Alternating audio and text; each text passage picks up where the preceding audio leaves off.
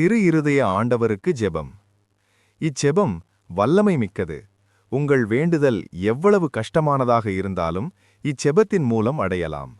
மாதத்தின் முதல் வெள்ளியிலிருந்து தொடர்ந்து 15 நாட்களுக்கு இச்செபத்தை ஜெபிக்கவும்.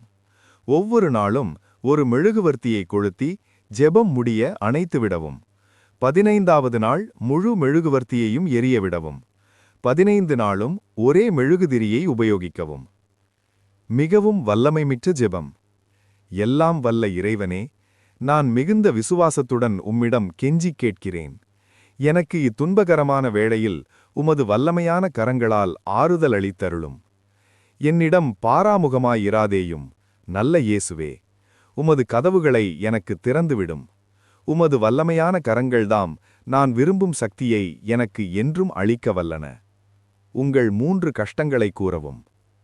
என் ஆண்டவரே, இறந்து கேட்கும் பாவியான என் இதயத்தின் வேண்டுதலுக்கு செவிசாய்த்தருளும்.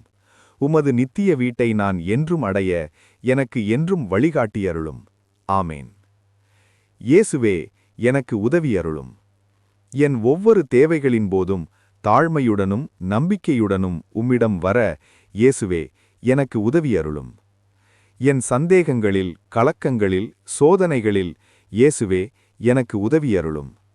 என் நம்பிக்கைகள், ஏமாற்றங்கள், துன்பங்கள், வேதனைகளில் இயேசுவே, எனக்கு உதவியருளும். மற்றவர் என்னை ஏமாற்றும்போது உம்மை மட்டும் நம்பியிருக்கும் எனக்கு இயேசுவே, எனக்கு உதவியருளும். நீரே என் ஆண்டவர், மீட்பர் என நான் வரும்போது இயேசுவே, எனக்கு உதவியருளும். என் வாழ்வில் எல்லா முயற்சிகளுமே தோல்விகளாக மாறும்போது இயேசுவே, எனக்கு உதவியருளும்.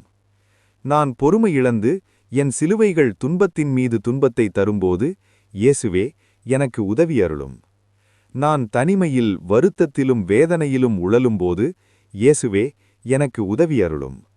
எப்போதும் எனது பலவீனங்கள் தோல்விகளின் போது இயேசுவே, எனக்கு உதவியருளும். ஆண்டவரிலேயே மகிழ்ச்சி கொள்.